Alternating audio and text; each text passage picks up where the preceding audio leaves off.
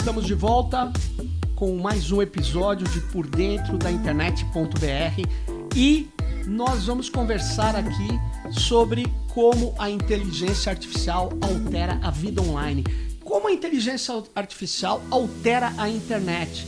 E para conversar sobre isso, nós estamos aqui professor Demi Getchko, que é o presidente do NIC.br e um dos pioneiros da internet no Brasil, e com o Paulo Kuester.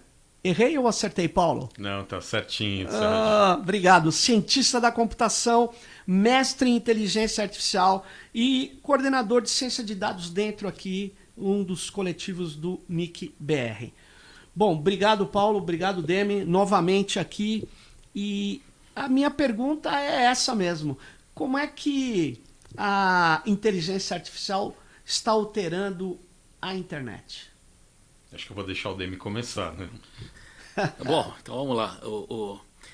Bom, primeiro, inteligência artificial não é algo novo. Né? Deve ter uns 50 anos que isso aí é discutido, mais ou menos, aí, desde a época do Rosenblatt, parte de redes neuronais e coisas assim. Isso vem vindo e vai e volta. Tem até algumas teorias que existem invernos em IA, que depois desaparecem e voltam verões. Os invernos em IA são coisas bem conhecidas.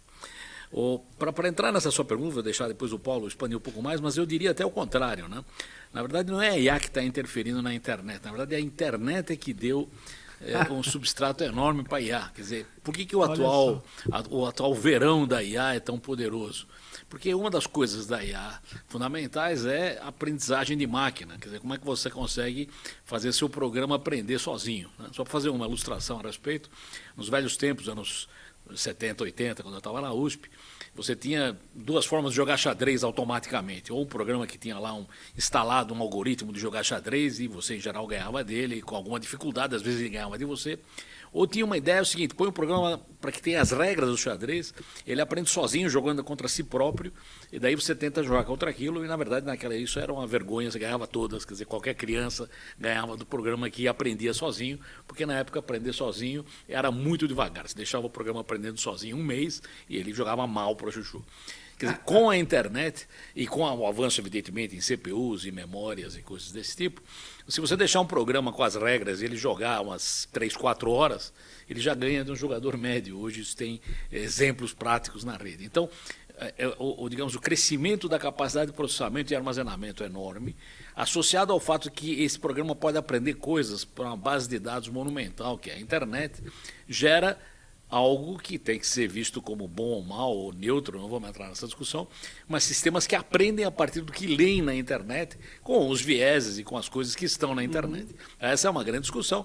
Então a internet viabilizou uma volta com muita ênfase da inteligência artificial, junto, evidentemente, com a capacidade de processamento evoluída, com o armazenamento enorme e tal. Então esse é um conúndero, uma síndrome, que nós vamos ter que ver como lidaremos com ela. E aí, Paulo? Nós falar depois do Demi é meio complicado, né? Mas, de fato, assim, a inteligência artificial, como o Demi colocou, e mesmo as redes neurais, que acho que é um tema, um algoritmo da moda, ele já tem uma longa data, né? Então, a gente passou por um longo período onde a computação foi se desenvolvendo, a capacidade de processamento, a memória, e a gente foi se munindo a esses algoritmos com mais dados. Então, a partir daí, eu vou dar uma boa e uma má notícia. Infelizmente, provavelmente você na sua academia, que está consultando seu aplicativo para montar seu treino, você que está num parque correndo, escutando alguma coisa, você que está na sua empresa, você já usa um aplicativo, um sistema que provavelmente já tem um componente de IA. Então, hoje em dia, acho que boa parte dos sistemas, mesmo que isso seja opaco para o usuário, ou seja, ele não consiga enxergar diretamente, ele já tem um enriquecimento de dados dentro da empresa que provavelmente já utiliza algum componente de IA. A questão da IA é como se define a IA, o que é inteligência, e essa é a seara. Porque definir inteligência, nem os acadêmicos, nem a sociedade chegaram a um consenso. Então, existem muitas classes de IA. Existe a IA fraca, aquela restrita, que todos os algoritmos, desde os mais simples que a gente usa hoje em dia, sejam assistentes virtuais como a Siri, Alexa, etc., seja carro autônomo, seja o sistema que hoje em dia todo mundo está comentando do OpenGPT, Sim. eles são da IA fraca, por incrível que pareça. Por quê? Ela se dedica a especializar determinado tipo de análise. Reconhecimento facial, reconhecimento de fala, geração de texto, modelos preditivos. Tudo isso ainda está dentro do escopo da IA restrita. E a IA super IA? Ou a IA geral antes? A IA geral antes é a intermediária. Assim, quando em algum ponto a IA for capaz de lidar com uma ampla gama de problemas, assim como o ser humano é capaz, ou seja, de chegar potencialmente à capacidade que o ser humano tem. E não é de acumular informação, mas é de correlacionar e trabalhar isso de forma cognitiva. Aí sim a gente vai chegar à IA geral. E a super IA é a musa da distopia da cinematográfica. É aquela que vai dominar o mundo entrando no seu celular, é isso? Provavelmente, é aquela que vai dominar o mundo, onde tem diversos filmes apocalípticos que a gente já passou, seja Matrix, Exterminador do Futuro e outros que vêm que a IA suplanta o humano e o humano se torna descartável, desnecessário. Isso não existe, não está perto de acontecer e em algum ponto... Mas pelo que, Paulo, você e o Demi estavam falando, então parece que o que tem um grande uso hoje e que está fazendo muito sucesso é essa inteligência artificial que, na verdade, é um aprendizado de máquina que pode ser profundo, que pode ser com vários algoritmos, mas que, na verdade, é um trabalho com estatística, extração de padrões em alta velocidade, com alto processamento. Bom, veja, primeiro, existe uma certa confusão hoje, porque é chique você chamar qualquer coisa de IA. Então, a primeira coisa importante é você tomar algum cuidado, como bem falou o Paulo, que existem coisas que são IA, existem coisas que são algoritmos sofisticados, porém estáticos, fixos, que já existiam e que nunca eram chamados de IA. A nossa impressão digital era reconhecida nos bancos nos velhos tempos e até em entradas de prédios, a gente usava isso normalmente, nunca ninguém chamou aquilo de IA, porque aquilo é um processo de reconhecimento de padrões. Mesmo o reconhecimento facial em si pode não ser IA. O que caracteriza a IA são essas simulações de coisas humanas. Não vamos chegar em autoconsciência, mas é o fato de ele, por exemplo, verificar que errou e tentar se consertar. Isso é uma coisa que é um algoritmo que se altera, que você tem dinamismo no processo, você tem uma dinâmica no processo, e aí entra a aprendizagem de máquina. Quer dizer, se o sujeito comete o mesmo erro o tempo todo, do mesmo jeito, isso não é IA, porque ele está fazendo... O ser humano não faz isso, ele, em geral, tenta aprender com os erros para errar melhor no futuro. Então a IA está nessa fase de aprender com os erros para, como diria o Milor, aprendendo com os erros é que erramos melhor mais para frente. Então, a moral da história é a seguinte: primeiro, existe evidentemente essa mercadologia de ou IA, isso, aquilo. Certamente IA está avançando muito rápido, mas eu pessoalmente classifico IA algo que tem condições de se alterar a partir do ambiente, a partir da experiência, como faz o ser humano, e isso provavelmente está ligado à aprendizagem de máquina, e se um algoritmo, se uma estrutura não se altera, é fixa o tempo todo, isso é computação tradicional, pode ser extremamente sofisticada, extremamente complexa, mas ele vai dar sempre o mesmo resultado para a mesma entrada. Então, algo que dá o mesmo resultado para a mesma entrada, não deveria ser IA, provavelmente, porque ele não aprendeu nada com aquilo. Boa explicação. Eu acho que eu vou continuar, acho que a partir do que o Demi colocou, é perfeita essa definição, porque dois autores que são muito famosos na computação, o Russell e Norvig, que publicam um livro que é referência em cursos de graduação e pós em IA e ciência da computação, especificamente no tema da IA, eles definem a inteligência como a capacidade de aprendizagem, porém, de um sistema demonstrar a capacidade de cognitiva. Então, a capacidade inteligente. Eu sei que inteligência é algo complexo, mas na verdade não basta aprender, tem que demonstrar um comportamento dito, entre aspas, inteligente. E acho que é um pouco do que o Demi estava falando. Interessante, tem que saber que errou. Infelizmente, assim, acho que, ou felizmente, as pessoas identificam a IA hoje em dia, porque vou fazer uma digressão um pouco longa, mas vou voltar rápido. Lá atrás, na Grécia Antiga, quando a gente tinha os filósofos, Sócrates, Sim. Platão, etc., eles não identificavam a escrita como algo que pudesse transmitir o conhecimento de forma devida. Porque a fala é algo vivo, é algo que você consegue dialogar.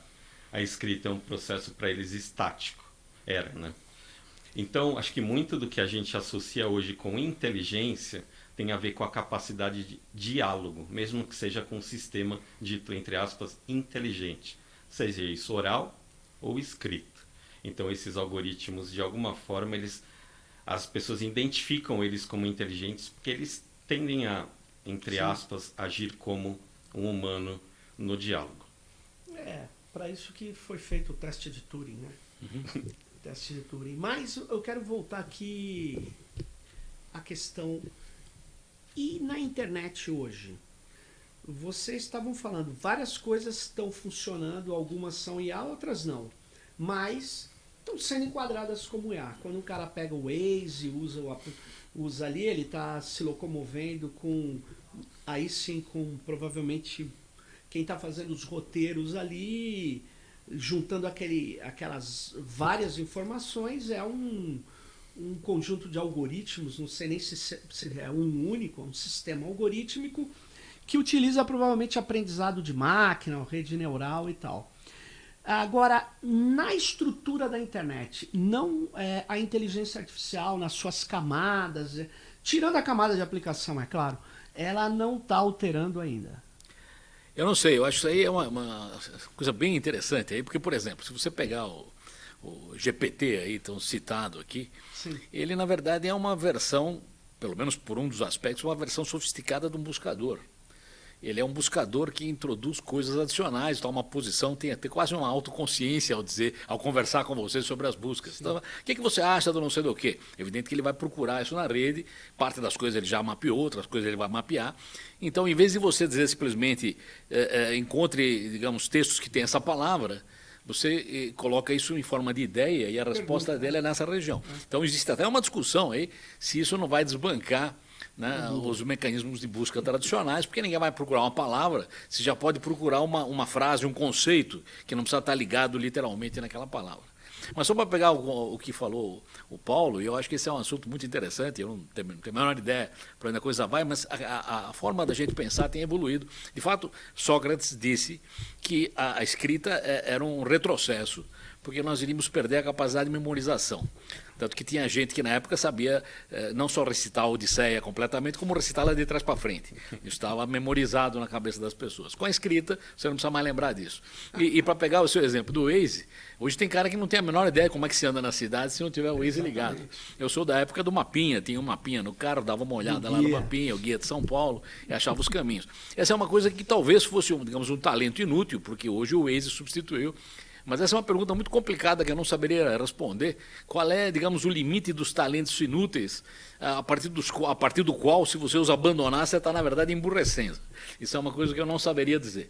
Mas certamente nós temos tantos auxílios hoje, você não precisa lembrar de receitas, você não precisa lembrar de caminhos, você em breve não precisa mais lembrar da sua agenda, talvez não precisa lembrar o nome dos parentes, nem a data dos aniversários. Quer dizer, tem uma hora que isso vai te deixar num estado de ociosidade mental, talvez. De novo, eu não sou especialista na área. Valeria a pena. Ademir, eu não sou especialista na área, mas eu deixei de decorar número de telefones. Pronto, olha aí. Isso diminui a minha, vamos dizer, destreza em memorizar, pelo menos números.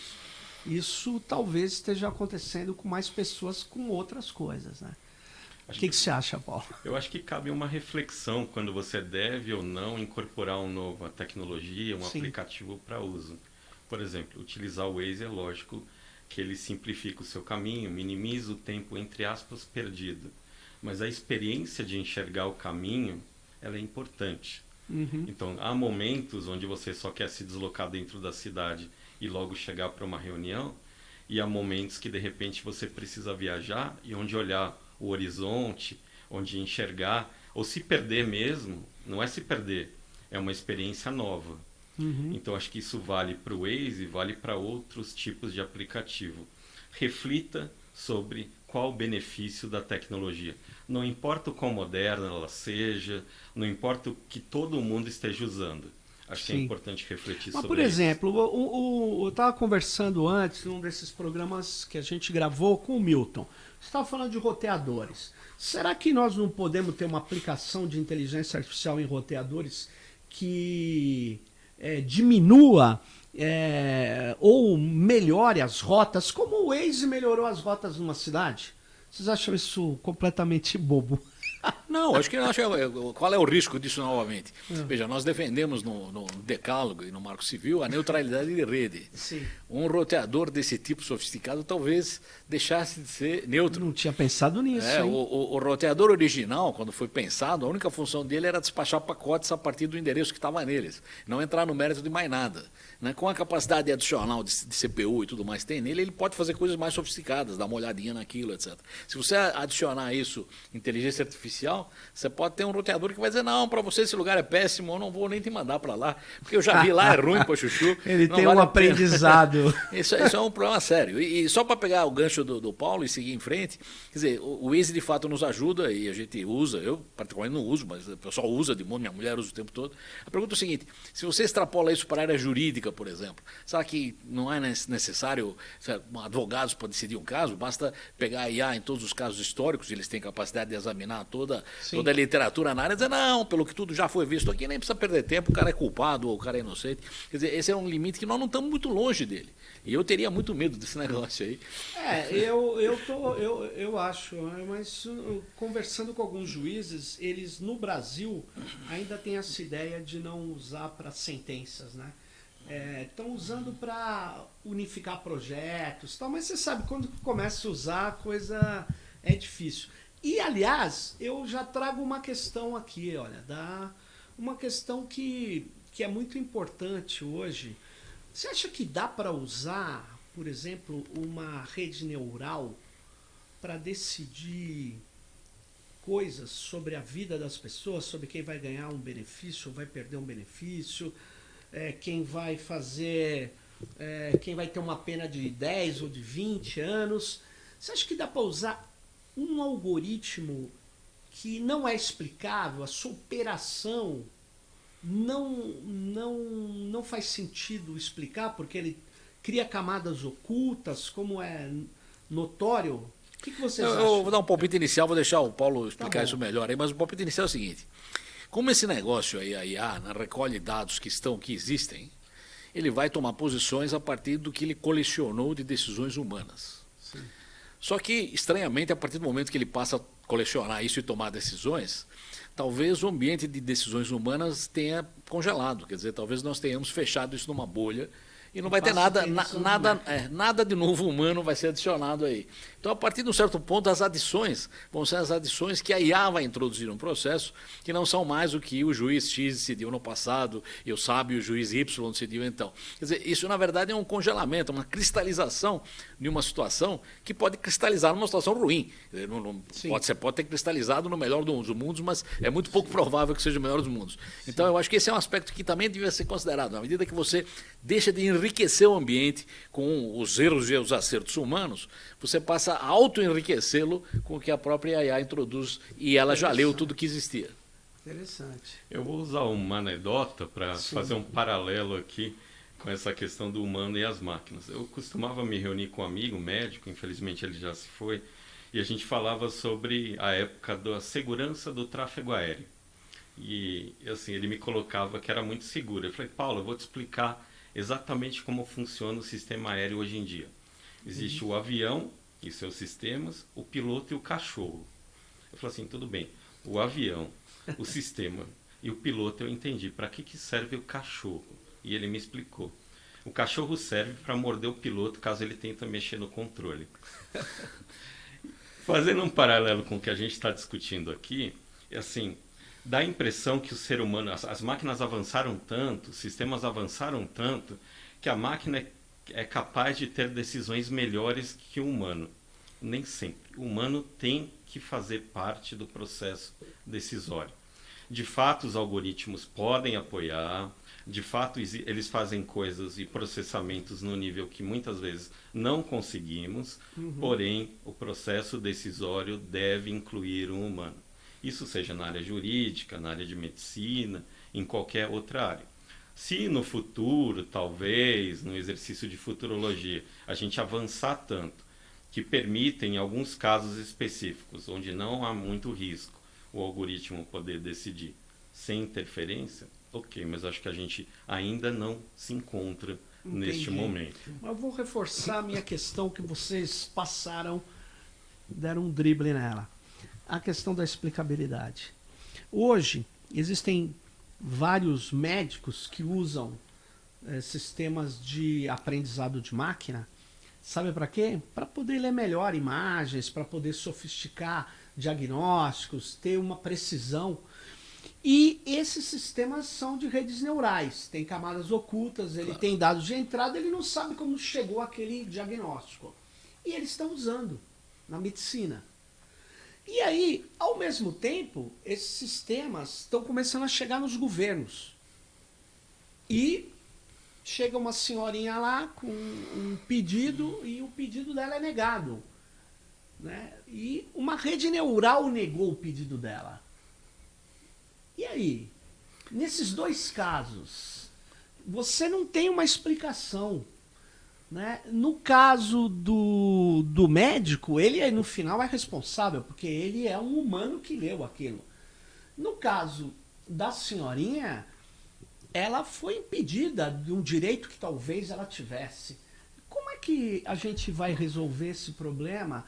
Vocês acham que dá para usar coisa que não se explica? Então, eu vou começar e depois avançamos mais. Em primeiro lugar, eu concordo com você, porque existe, na minha opinião, algo que não se sustenta, que é a necessidade da explicabilidade. Isso é uma coisa que não se sustenta vis-à-vis aprendizado de máquina. Ela aprende, e o que ela aprende, ela aprendeu. Quer dizer, a única explicação que tem é que ela aprendeu isso por conta própria. Se ela aprendeu bem ou mal, é difícil dizer. O exemplo que eu dei, até o negócio do jogador de xadrez, que nos velhos programas que tinham jogar xadrez fixos, dizia, não, esse programa tem um bug. Né? Quando você move o rei numa final, ele joga a dama no meio e bloqueia com a dama, você come a dama, quer dizer, ele tem um bug óbvio, aí você sabe que tem um problema lá. O problema é que aprendeu a jogar sozinho e ganha de você, qual é a explicação? Não tem explicação. Se você soubesse qual é a explicação, você ganhava dele. Então, você perde daquilo porque ele joga coisas que estão acima do que você consegue interpretar naquele jogo. Então, isso é um fato da vida. Quer dizer, certamente, em algumas atividades mecânicas ou não mecânicas, a máquina consegue ser muito mais eficiente do que a gente. E, especificamente, em aprendizagem, você querer dizer o que explica aquela decisão é bobo. Né? Inclusive, tem vários casos clássicos aí na literatura de sistemas que chegaram a conclusões sem pé nem cabeça do ponto de vista humano, mas que estão embasadas na experiência que eles adquiriram dos dados que eles leram. Então, meu ponto nisso é desistam de querer a explicabilidade de algo, verifiquem o risco que tem em assumir ou não a decisão que foi tomada, porque evidentemente tem um risco embutido, mas se você dizer o que explica isso, o exemplo que você deu, por que não deram auxílio para a senhorinha lá? Não deram porque o sistema fez as contas e viu que, do jeito dele, nas pessoas que moram naquela rua, que tem aquela idade, que tem o peso dela e os cabelos castanhos ou claros ou não sei o quê, quando fizeram isso no passado, o dinheiro não voltou, não era para dar. Acabou. Essa é a decisão do sistema. Isso não quer dizer que você deve seguir isso no ser humano. Um exemplo óbvio, o sujeito vai pedir um empréstimo. Quando vai pedir um empréstimo para um ser humano, ele fala, porque meu filho está doente, minha mulher não sei o quê. Ele fala, bom, eu sei que da última vez você não pagou, mas seu filho está doente, tô aqui o empréstimo. Isso é uma decisão humana que pode não ser racional do ponto de vista financeiro. Não, você não vai querer encontrar esse tipo de reação num sistema. Aí vai olhar e falar, desculpe, esse sujeito aí não vai pagar, a chance é 90% que ele não vai pagar, não tem que dar empréstimo nenhum. Essa é uma decisão que nós temos que tomar, se vamos para esse lado ou não, que afeta a humanidade. Interessante. Depois eu quero comentar sobre isso. Vamos lá, Paulo. Eu vou por uma abordagem mais técnica, talvez, acho que para complementar a fala do Demi. De fato, assim, existem classes de algoritmos que são mais opacas. Então, depende da aplicação e do tipo de algoritmo, é difícil buscar, como o Demi já colocou, essa explicabilidade desejada. Especialmente em sistemas de processamento de linguagem natural, de processamento de imagens. Então, existe toda uma gama que necessita de algoritmos ultra complexos e opacos, chamados de caixa preta, muitas vezes. Né? Sim. O setor público, em alguns casos específicos, fazendo uso de algoritmos, eu nem sei se eu vou chamar de IA isso, né? Isso. Algoritmos estatísticos, eles se valem de alguns processos também de aprendizagem, onde é possível, aí sim, talvez calibrar e verificar a importância das variáveis, seja isso visualmente, seja por processos estatísticos. Então, isso não resolve o problema, talvez você tenha sistemas especialistas, talvez de menor potencial de acurácia, mas que, lógico, caminham em direção a uma explicabilidade melhor. Mas, de novo, eu não sei se eu chamaria isso de IA. Eu vou fazer uma provocação aí, só para deixar na mesa. O pessoal muitas vezes avisa que não, esses sistemas de IA que aprendem têm viés. A minha leitura disso é o seguinte: esses sistemas que aprendem a partir de dados, né? Pode ser que os dados tenham viés. O sistema em si, na minha opinião, não tem viés. Ninguém escreve um sistema com viés. Ele pode ter sido enviesado pelo que leu, mas pode ser que seja importante introduzir um viés. Então, talvez a discussão não é se ele tem ou não viés. A discussão é ele deveria ter ou não deveria ter um viés. Talvez falte a ele o viés que nós gostaríamos que ele tivesse. Certamente, porque tratar... se você sabe que existem determinados vieses nos dados que você já prevê, você tem que introduzir no modelo, como ele vai aprender, um outro viés. Agora, o duro é calibrar tudo isso, né? E mesmo se os dados não têm viés, talvez seja socialmente importante introduzir um viés. Socialmente importante. E aí você vai ter que introduzir um viés. Agora, se você pega hoje, há um consenso mundial, vocês sabem melhor que eu, vocês leem os textos, todos os textos que tratam de IA, nem sempre trazem isso, mas se eles dialogam com uma certa área de humanas, vai estar lá a questão da ética. E na questão da ética vai aparecer transparência. E vai aparecer outra palavra, que eu volto, explicabilidade. E a terceira palavra, que se chama responsabilidade. E que todas juntas compõem o termo confiabilidade. Que interessa ao mercado, porque eles dizem, se as pessoas não confiarem na IA, ninguém vai usar a IA, mesmo não sendo IA. Eu não vou entrar no mérito disso. Eu vou falar de sistemas, seja de estatística automatizada, ou o que vocês quiserem nomear. Mas, eu vou deixar a velhinha de lado, vou falar agora de outra coisa. Se, veja bem, você... recebe uma pena de 10 anos no Poder Judiciário, o seu advogado pode contestá-la. Pode contestá-la. Esse cálculo aqui eu não aceito, assim assado. E aí o que o Demi falou entra num problema. Qual é? O advogado quer saber que tipo... A gente chama isso normalmente de memória de cálculo. Você sabe que isso em várias e várias questões, na Previdência Social, nos direitos sociais, nos direitos criminais, civis, etc., a memória de cálculo é algo que é contestável, é discutível e que no final o juiz pode, sem dúvida nenhuma, bater martelo de um lado ou de outro. Mas se eu não sei como você fez a sua memória de cálculo, a minha defesa está muito prejudicada. É nesse sentido que eu falei. E eu vou dar um outro pior para vocês me agora colocar também, que nem o Demi faz, joga as bombas na mesa. A questão é a seguinte. Você pega, como que chama aquilo? Explainable Artificial Intelligence, XAI lá. Esses caras, por que eles estão querendo explicar a inteligência de máquina? Porque senão nenhum senador americano vai aprovar o uso de policiais robôs, ou se ele não puder explicar por que o policial agiu com violência, policial robô, ou drone contra um humano. Então a explicabilidade está nesse sentido. Como é que vocês veem isso? Bom, isso é bastante complicado. Eu sinceramente acho que em alguns sistemas complexos, principalmente de IA, é muito difícil você dizer qual é a explicabilidade que ele aprendeu assim, né? Agora, uma coisa importante na IA que você consegue vantagem no caso é o seguinte: no caso, por exemplo, de policiais robôs, você não vai ter aquela efusão de sentimentos que um humano tem, que eventualmente faz agir contra as regras, porque o robô seguirá nas regras do Isaac Asimov, tá certo? Seguirá, digamos, o básico dele.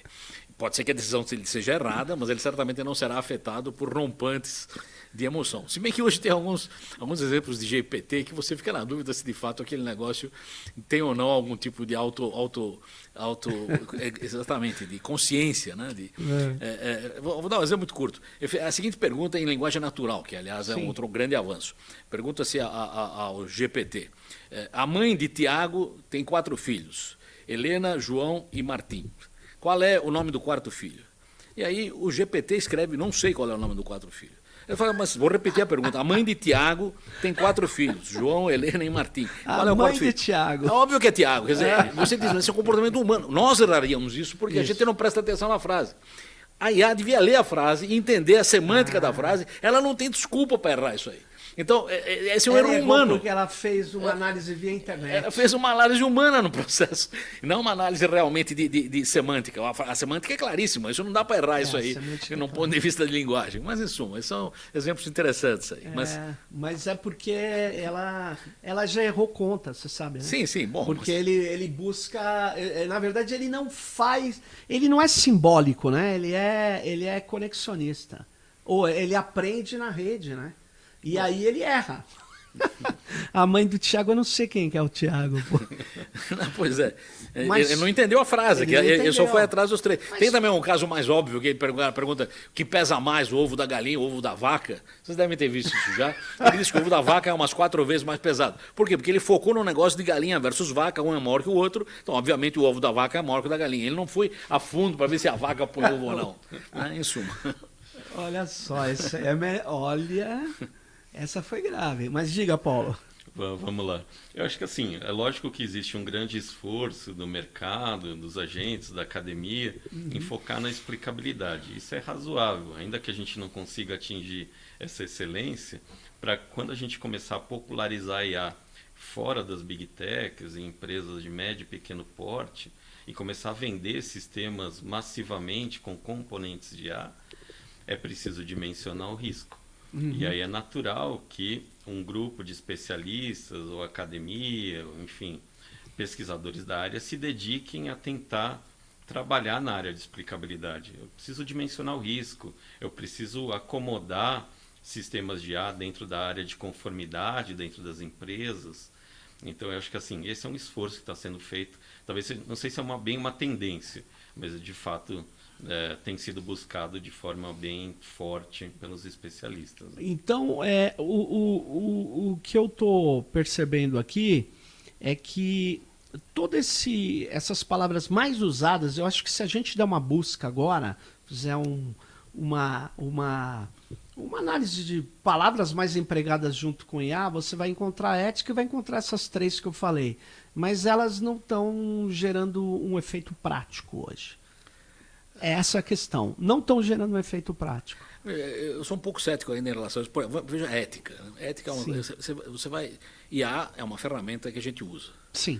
As ferramentas, em geral, não têm o conceito de ética embutido. Né? Você não tem uma serra elétrica ética que não serra árvores, mas serra madeira podre. Isso não tem muito sentido. Quer dizer, ético é o uso da ferramenta. Então, você tem uma ferramenta que pode ser poderosa ou extremamente, digamos, autoconsciente, ou seja lá o que for, mas a ética está envolvida no uso dela. Então é difícil você dizer, não, a IA não é ética.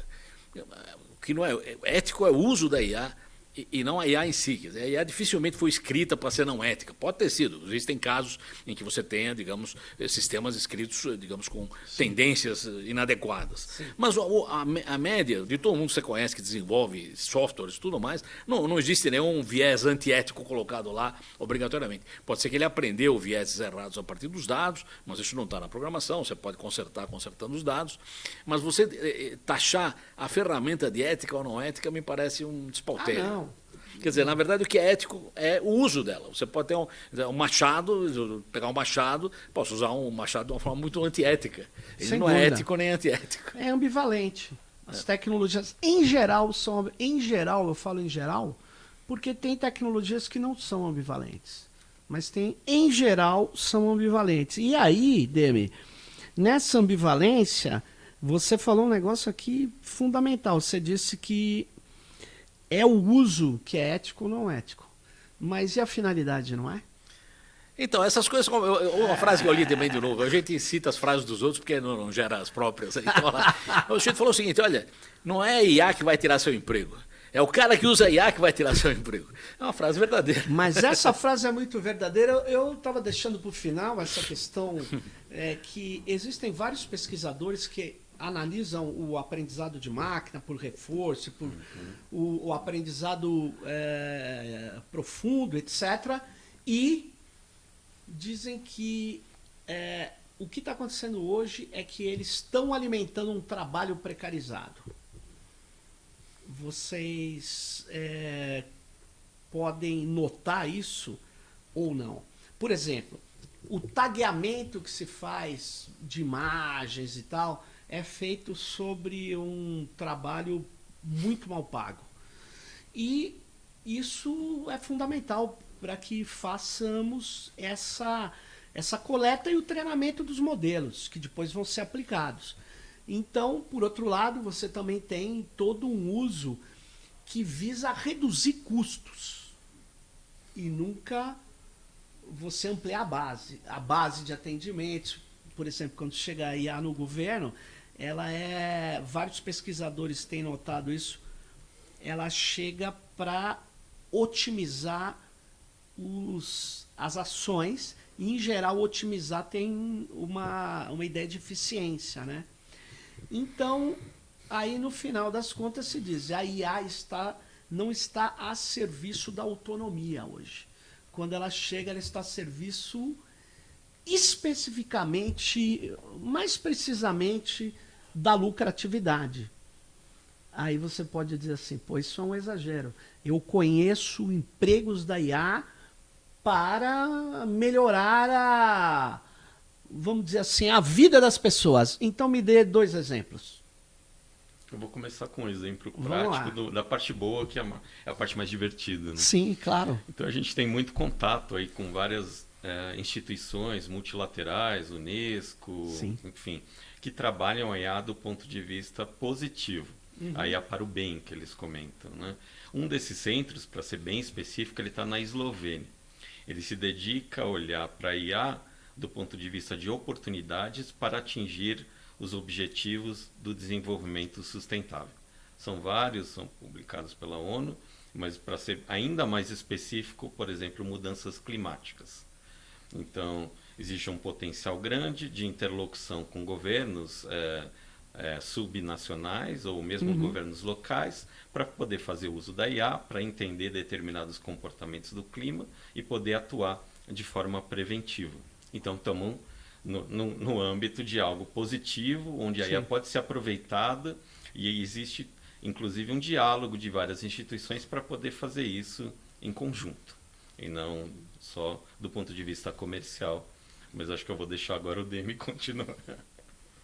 Não, eu acho que o exemplo do Sérgio é um exemplo até cruel num certo ponto, porque eu falo o seguinte, a IA não está desempregando, está subempregando uma porção de gente. É isso que eu falei. Mas qual é o objetivo? O objetivo é que na segunda fase serão desempregados, porque eles já terão treinado a IA.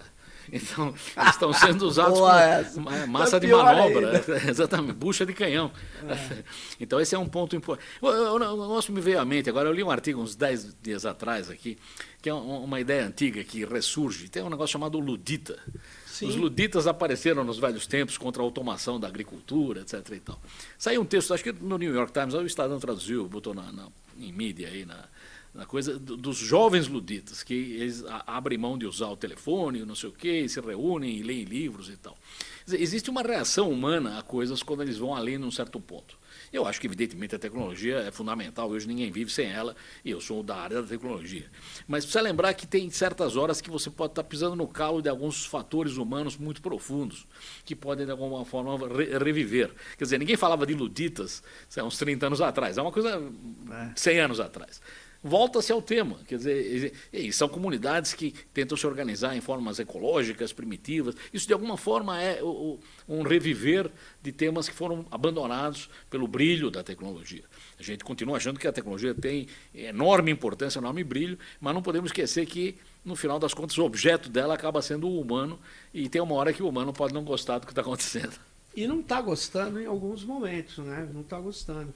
Apesar que, mesmo para aplicar esse exemplo, Paulo, que você deu da sustentabilidade, ele depende de decisões, né, humanas, né? Porque você pode usar o sistema de inteligência artificial mesmo, algoritmos sofisticados para ver desmatamento, para melhorar as imagens dos satélites, para interferir mais rapidamente quando os rios estão mais poluídos, enfim, para várias coisas. Por outro lado,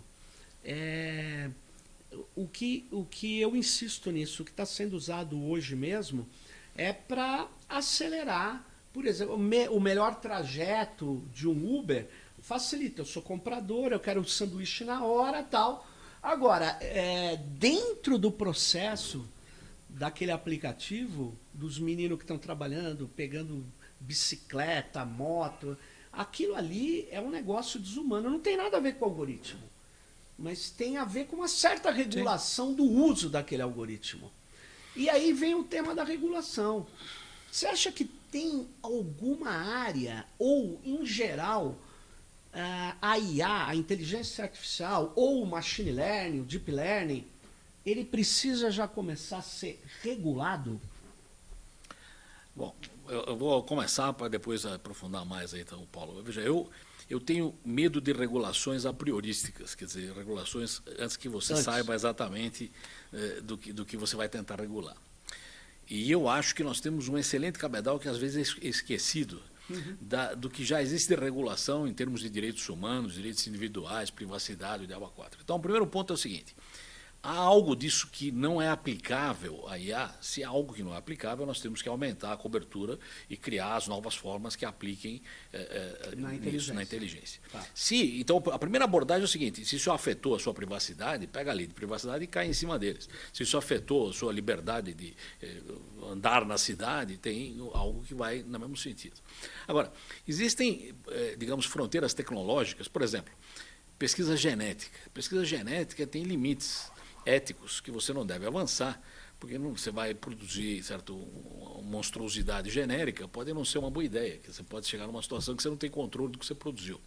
Não acredito que seja o caso da IA ainda, mas certamente é um limite que você tem que colocar na sua mente, quer dizer, até que ponto a pesquisa chega numa situação de risco tal que, se avançar além daquilo, você não tem mais a chave de desliga, né? Como no caso como é que é, 2001, uma Odisseia no Espaço. Sim. Por sorte, o cara conseguiu desligar o computador. O HAL, se você não desligasse o HAL não deixaria, né, o sujeito continuar vivo lá, ele não queria deixar ele entrar na nave.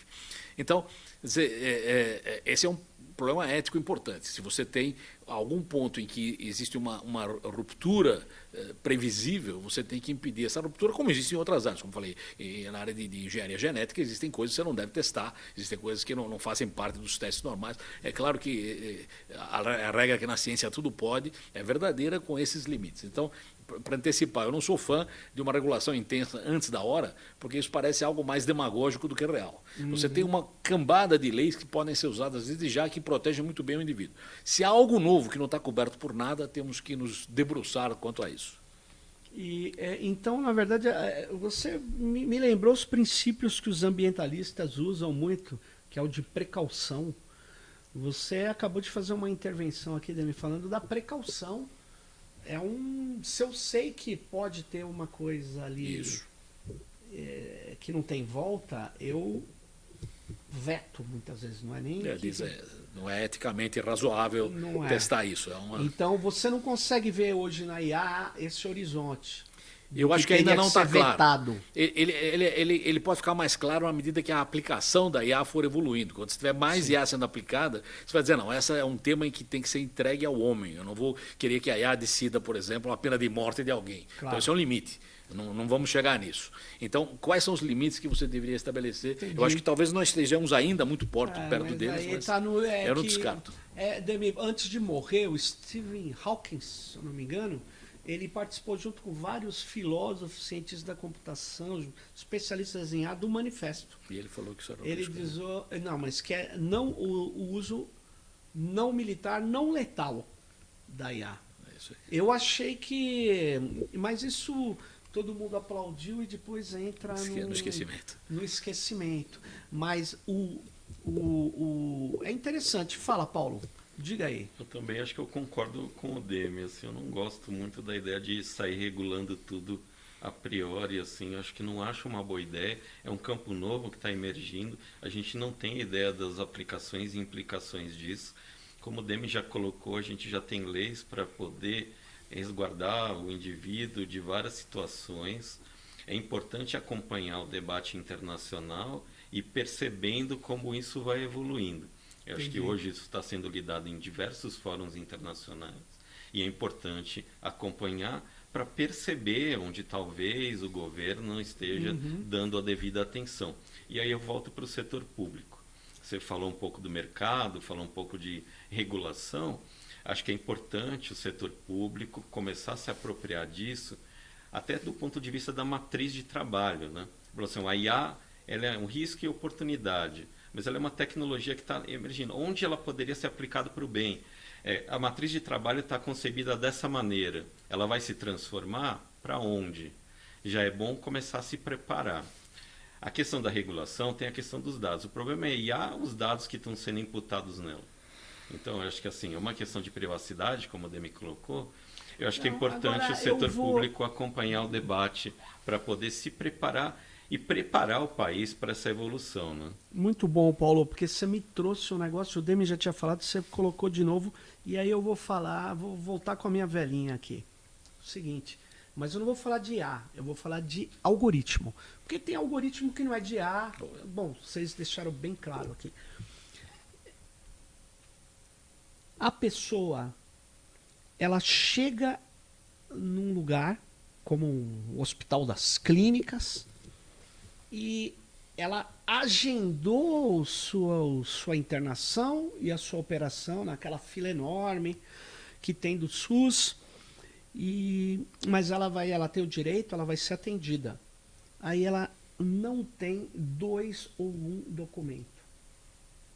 Se ela está com um burocrata, por isso que eu diferencio a gestão algorítmica da burocrática. Se ela está com um burocrata que, em tese, também tem competências definidas, tem que seguir as regras, tararará. Esse burocrata, sinceramente, muito dificilmente ele não vai fazer valer o direito dela à internação à operação, porque ela não trouxe 2 documentos.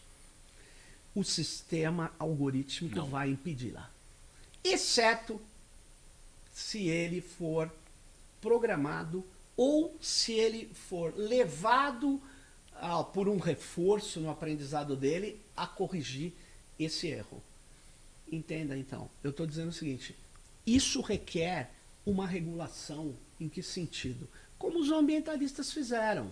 Demi, veja bem, o Paulo, os ambientalistas, o que eles fizeram? Eles falaram, tem os riscos, o princípio do risco e da precaução, então, na hora que você vai fazer uma coisa, você tem um relatório de impacto ambiental. É óbvio que você não está impedindo o cara de fazer nada, mas você tem que falar que risco tem essa aplicação. Nesse sentido, vocês não acham que é viável isso? Então, eu entendo o seguinte, que risco tem não atender a velhinha? Esse é o risco que tem que ser levado em conta. Quer dizer, o sistema decidiu que não é para atender. Essa decisão envolve um risco. Esse risco pode ser tal que você tem que rever a decisão. Esse é um ponto importante. E só aproveitar e descaminhar um pouco isso, acho que também esse é um risco que nós humanos corremos de alguma forma, talvez devido ao nosso comodismo, em parte, e a nossa busca por conforto, em que a gente delega coisas. Quer dizer, a própria concentração que surgiu na internet vem digamos, da busca de conforto humano, porque eu, ao invés de ficar procurando coisas aí, eu estou num jardim morado e me entregam tudo de bandeja. Algumas coisas que eles entregam, inicialmente eu não gostava, mas depois acostumei. Agora estou acostumado com aquilo, está ótimo. Quer dizer, é um comodismo, é a mesma história de você andar usando um sistema automático do que andar pela cidade. Antigamente, você andando sozinho, como bem falou o Paulo, você podia descobrir um negócio de uma igreja velha num lugar que você nunca tinha visto. Você passou num lugar, olha, eu vou parar aqui e dar uma olhada. Quer dizer, essa característica, digamos, humana, de você ter, digamos, incertezas a respeito, você abandona em troca do conforto de que alguém te deu a receita mastigada. Então, você não vai testar uma receita nova, porque você vai fazer o bolinho do mesmo jeito que sempre foi feito, está escrito lá que é assim. Quer dizer, as grandes descobertas foram por acaso, né? Eu não sei se a IA envolve o acaso. Acho que, a priori, é mais difícil imaginar que ela tenha um acaso. Envolve, Paulo, o acaso? Essa pergunta é um pouco difícil, mas acho que eu vou voltar à primeira que o Demi tentou responder. É assim, e voltando de novo à anedota do avião, né? Eu acho que assim, o humano, para o bem ou para o mal, ele faz parte de um processo e ele faz avaliações que hoje a IA não tem condições. Então, de novo, o humano no poder decisório de determinada situação, ele consegue avaliar a situação com mais cuidado e consegue ter uma flexibilidade, de repente, para tomar a decisão de uma maneira mais humana. A IA, ela vai se popularizar, vai ser aplicada. Eu acho que a gente tem que tomar cuidado, a abordagem de risco é importante para avaliar qual é a aplicação da IA, que risco ela vai oferecer naquela determinada situação, para que aí sim você determine se o humano deve estar presente nesse processo decisório, porque se envolver risco de vida ou algum outro tipo de risco que coloque o humano em situação, por exemplo, de negar determinado auxílio, Sim. ou negar determinado benefício, ou cerceamento do direito de ir e vir, acho que hoje em dia a gente entende que o humano tem que estar presente nesse processo. A IA é um apoio, pode ajudar, mas não a decisão. Muito bom, muito bom. E daqui para frente, vocês estão vendo algum projeto super inovador na IA, na internet?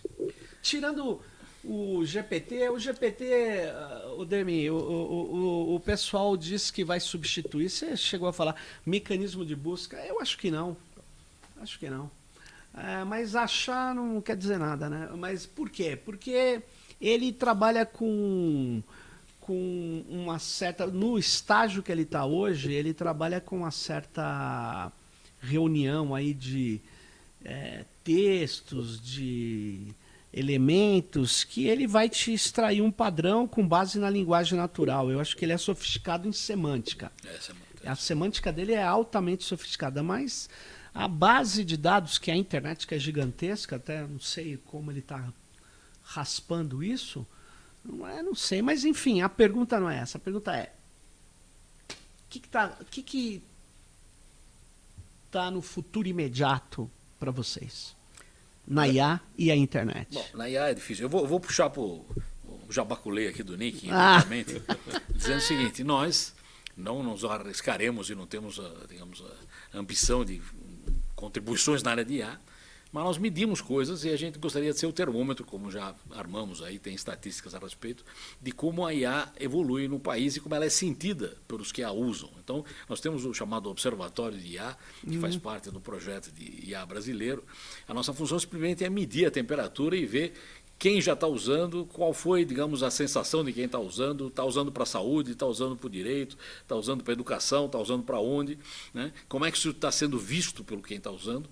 E isso é uma espécie de medição do clima da coisa, sem entrar no mérito se presta ou não. E isso é um insumo. E aí os que entendem de políticas públicas vão usar isso como um insumo e ver se vale de fato a pena pisar um pouco mais o pé no acelerador da regulação ou esperar mais um pouco, ver o que é, o que não é. Então, a nossa função aqui no caso é observar o fenômeno. Se bem que, como alguém já falou, quando você observa o fenômeno, você atrapalha o fenômeno. Mas esse é um problema filosófico complicado. Ou interfere positivamente. Interfere. Bom, em suma, interfere. Você observar o fenômeno interfere no fenômeno. Mas essa é a única interferência que nós ousaremos fazer, que é observar o fenômeno e, a partir daí, ver como a coisa evolui. E aí eu passo para o Paulo, que faz parte desse grupo aqui no NIC, que observa o fenômeno. Bom, vou comentar um pouco, acho que vou pegar outra linha, diferente um pouco da do Demi. De fato, assim, tem sido muito popular o uso do GPT, porque é a IA generativa. E ela serve para texto, serve para imagens. Eu imagino, num futuro próximo, lógico que é um exercício de futurologia, e estou aqui para ser depois desmentido, né? Porque eu vou errar com certeza. Mas que tende a ser popularizado o uso dessa IA generativa para o mundo do entretenimento. Para a produção de material artístico, eu acho que isso no futuro próximo tende a se popularizar. E determinados produtos que empacotam essa IA generativa para poder ser vendida para o setor privado, né? No outro campo, acho que da medicina, e acho que já tem sido bem utilizado, e a gente passou por uma pandemia nos últimos anos, os novos fármacos, o mapeamento genômico, etc., a IA pode ser bem aplicada para determinar ou enxergar padrões, ou enfim, aprender ou sugerir determinados fármacos novos. eu acho que na área da medicina e no campo da radiologia, por exemplo, tem uma boa aplicação futura. No campo do negócio, teve muitos processos de automatização. Então, a IA trabalhou em conjunto com processos de digitalização e automatização, onde processos repetitivos poderiam ser feitos por determinada tecnologia, tendo a ver que a IA poderia ter potencial para desenvolver novos modelos de negócio, ou seja, na área gerencial. Então, ela tenderia a migrar dentro da empresa de uma área mais operacional para uma área mais estratégica dentro da empresa. Mas, de novo, estou aqui para ser desmentido, provavelmente vou errar redondamente. Mas você está nesse observatório, né, Paulo, que o Demi descreveu. Você já tem publicações, tem um site? O que você aconselha quem tiver a fim de acompanhar vocês, acompanhar esse observatório, observar o observatório? Isso. E aí? Então, já tem quatro estudos já saíram aí sobre o uso de IA em diversas áreas, tanto na área cultural como na área de saúde, na área de... Em suma, está disponível, são todos dados abertos, que nós estamos montando isso ainda, mas já tem as estatísticas tradicionais que o CETIC produz na área de IA, mas nós teremos mais coisas do que isso, nós temos acordo com o pessoal da USP, que vai nos ajudar, por exemplo, a mapear papers, né, textos acadêmicos na área que são importantes. Tem outra área que é a parte de patentes, que você pode ver quantas foram registradas ou não. De novo, sem entrar no mérito de nada, mas para ter um lugar onde você recolhe isso.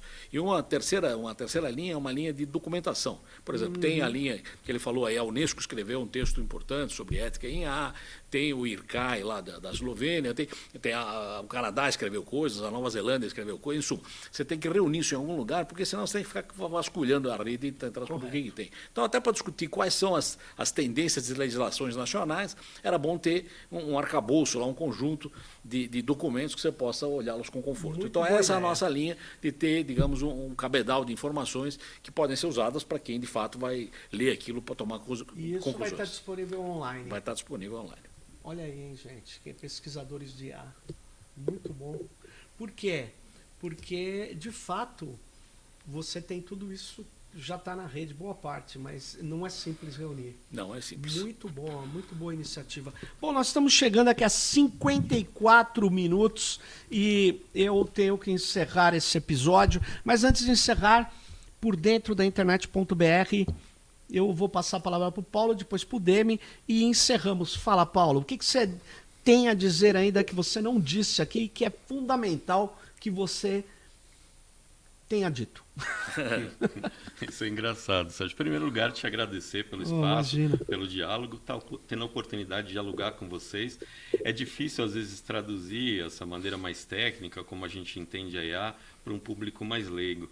E acho que eu queria agradecer, no fundo, esse espaço para poder dialogar dessa maneira um pouco mais informal.